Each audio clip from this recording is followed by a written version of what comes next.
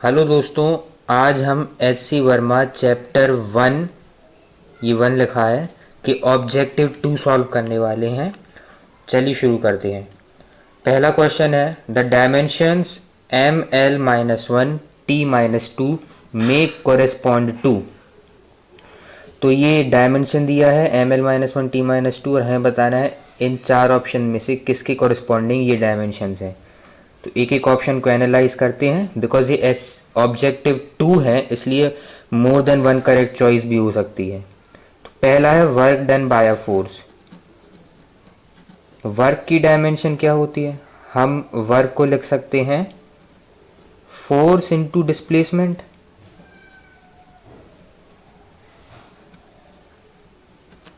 और फोर्स को हम लिख सकते हैं मास इनटू एक्सेलरेशन। डिस्प्लेसमेंट को हम लिख सकते हैं एस। तो मास का डायमेंशन होता है m, एक्सेलरेशन का होता है lt-2 और डिस्प्लेसमेंट का होता है l। तो ये हो जाएगा ml2t-2। मतलब वर्क के लिए ml-1 t-2 नहीं होता है डायमेंशन। तो ए ऑप्शन तो गलत है। बी ऑप्शन है लीनियर मोमेंटम। तो हम मोमेंटम का लिख सकते हैं momentum equals to mass into velocity. Mass की डायमेंशन होती है m, वेलोसिटी की lt-1। तो mlt-1 ये भी इससे मैच नहीं कर रही, तो ये दूसरा ऑप्शन भी गलत है। सी है प्रेशर। तो प्रेशर मैं यहाँ शॉर्ट फॉर्म में लिख देता हूँ, P इक्वल्स टू होता है फोर्स अपॉन एरिया।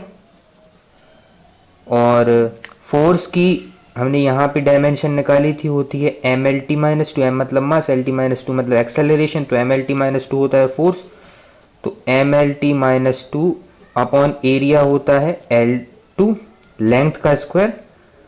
तो इसको मैनिपुलेट करके 1 में से 2 पावर घट जाएगी, क्योंकि डिवीजन में पावर्स घटाते हैं। तो 1 - 2 -1 t-2। तो हाँ, प्रेशर की जो डायमेंशन है वो एग्जैक्टली ml-1 t-2 आती है। तो A option C option correct है।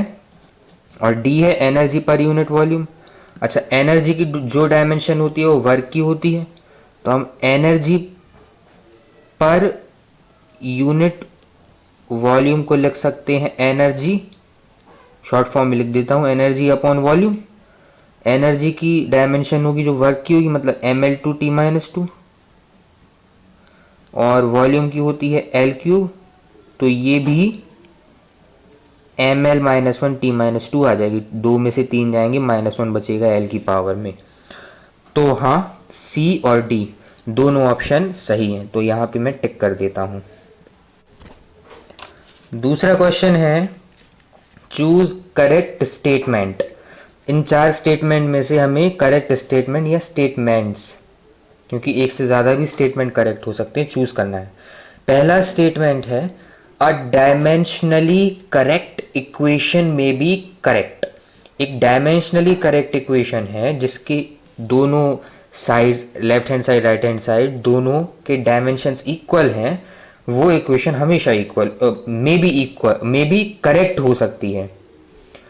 तो एक एग्जांपल से इसको समझ सकते हैं। जैसे हम एक इक्वेशन लिखते हैं kinetic energy equals to half mv²। Kinetic energy एक एनर्जी है, तो इसकी डायमेंशन हमने पिछले क्वेश्चन में देखी थी। एनर्जी की डायमेंशन होती है ml2t-2। ये होगी लेफ्ट हैंड साइड की डायमेंशन। और राइट हैंड साइड की चूंकि 1/2 एक नंबर है, वो डायमेंशन लेस होता है। मास की डायमेंशन होती है m, और v², v की होती है lt-1 सॉरी, और इसका स्क्वायर होगा L2t-2। तो ये इक्वेशन डायमेंशनली करेक्ट है, क्योंकि दोनों साइड्स की डायमेंशन सेम आ गए। और एक्चुअली में भी काइनेटिक एनर्जी हाफ mv² होती है। तो अ डायमेंशनली करेक्ट इक्वेशन में भी करेक्ट, ये बात सही है। एक डायमेंशनली करेक्ट इक्वेशन करेक्ट हो सकती है, और अ डायमेंशनली करेक्ट इक्वेशन में बी इनकरेक्ट, ये भी सही है। क्योंकि यहीं पे मैं एक खुराफात करता हूं, मैं 3/2 लिख देता हूं।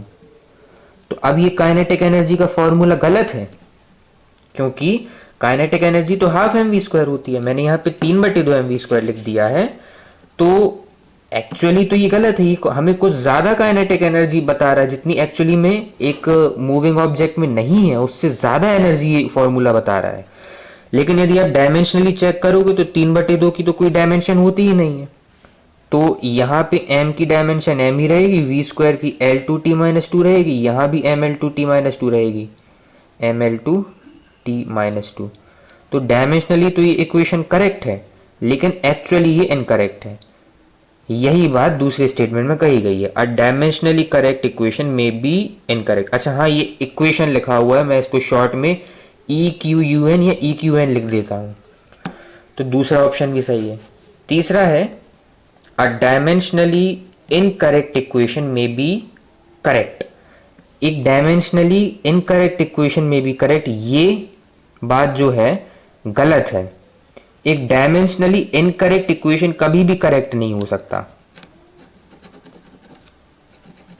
आप मेरा पहला वीडियो देखिए HC वर्मा ऑब्जेक्टिव 1 का, उसमें मैंने इस पे डिटेल पे बात की है कि क्यों एक डायमेंशनली इनकरेक्ट इक्वेशन हमेशा इनकरेक्ट होता है, वो कभी करेक्ट नहीं हो सकता। और अ डायमेंशनली इनकरेक्ट इक्वेशन में भी इनकरेक्ट, ये सही है। अच्छा, यहाँ मे बी की जगह हम ऑलवेज भी लिख सकते हैं। तो ये बात समझनी चाहिए कि एक डायमेंशनली करेक्ट इक्वेशन करेक्ट हो भी सकता है, नहीं भी हो सकता है, लेकिन एक डायमेंशनली इनकरेक्ट इक्वेशन हमेशा इनकरेक्ट होता है। तीसरा है चूज करेक्ट स्टेटमेंट। पहला स्टेटमेंट है ऑल क्वांटिटीज में be represented dimensionally in terms of base quantities. जितनी भी क्वांटिटीज हैं उनको हम बेस क्वांटिटीज के टर्म्स में रिप्रेजेंट कर सकते हैं। ये बात बिल्कुल सही है, इसे हम करेक्ट लिखेंगे। ऑब्वियस ही बात है, जैसे बेस क्वांटिटीज भी हैं। बेस क्वांटिटीज मतलब मास, लेंथ और टाइम, इलेक्ट्रिक करंट और अमाउंट ऑफ मैटर, टेम्परेचर और एक लाइट इंटेंसिटी, ये 7 बेस क्वांटिटीज होती हैं। 2 एक्स्ट्रा बेस क्वांटिटीज भी होती हैं ऐसा ही सिस्टम में, एंगल और सॉलिड एंगल। तो इनके कॉम्बिनेशन कर करके हम लगभग दुनिया की सारी, लगभग क्या पूरी की पूरी क्वांटिटीज को हम इनमें एक्सप्रेस कर सकते हैं। और इनको खुद भी, मतलब जैसे मास हमें लिखना हो तो हम उसको m लिख सकते हैं। तो बेस क्वांटिटीज को और जितनी अदर क्वांटिटीज जिनको हम डिराइव्ड क्वांटिटीज कहते हैं, उन सबको बेस क्वांटिटीज के टर्म्स में एक्सप्रेस किया जा सकता है। दूसरा है, अच्छा हमें डायमेंशनली बात हो रही थी, मतलब डायमेंशंस बेस क्वांटिटीज के यूज करके हम सारी क्वांटिटीज को एक्सप्रेस कर सकते हैं। दूसरा है a base quantity can't be represented dimensionally in terms of the rest of the base quantities. बिल्कुल सही नहीं है, ये गलत है। नहीं, बेस क्वांटिटीज सानू जो थोड़ा सा ऐसा काट दी है। दूसरा ऑप्शन है a base quantity can't be represented dimensionally in terms of the rest of the base quantities. मतलब जो बेस क्वांटिटी है वो दूसरी बेस क्वांटिटीज के टर्म्स में एक्सप्रेस नहीं हो सकती। सही बात है, क्या गलत है इसमें? ऐसे मास को हम लेंथ के टर्म में एक्सप्रेस नहीं कर सकते, यही तो ये बात कह रहा है। एक base quantity can't be dimensionally represented in terms of other base quantity. Base quantities की पहचान ही ये होती है, वो दूसरी अदर बेस क्वांटिटीज के टर्म्स में ना एक्सप्रेस किया है। इसको मैंने पहले वीडियो में और अच्छे से एक्सप्लेन किया है, तो आप यहाँ पे आई बटन पे जाके देख सकते हैं। तीसरा ऑप्शन है the dimension of a base quantity is in other base quantities is always 0। ये दूसरे का ही निष्कर्ष है, क्योंकि जब हम एक बेस क्वांटिटी को दूसरी बेस क्वांटिटी के टर्म्स में एक्सप्रेस नहीं कर सकते हैं, तो जाहिर सी बात है हम इसको ये लिख सकते हैं L⁻0। 0 का मतलब यही होता है कि L की कोई डायमेंशन M में नहीं है, तो यही तो ये कह रहा है, dimension of a base quantity and other base quantity is always 0। Correct है। और चौथा ऑप्शन है the dimension of a derived quantity is never 0 in any base quantity. ये बात गलत है। ये हमसे ये कह रहा है कि एक डेराइव्ड क्वांटिटी की डायमेंशन है वो कभी ज़ीरो नहीं हो सकती किसी बेस क्वांटिटी में। इसका मैं एक एग्जांपल दे सकता हूँ, जैसे कि हम कह सकते हैं Ml-3। ये घनत्व, द्रव्यमान घनत्व की विमाएँ होती हैं, डायमेंशन होती हैं Ml-3। मास अपॉन वॉल्यूम होता है, क्योंकि घनत्व तो m और वॉल्यूम होता है L3, तो Ml-3। अब यहाँ ये बात बताइए, यहाँ पे टाइम की तो कोई डायमेंशन नहीं, तो हम कह सकते हैं टाइम की डायमेंशन 0 है।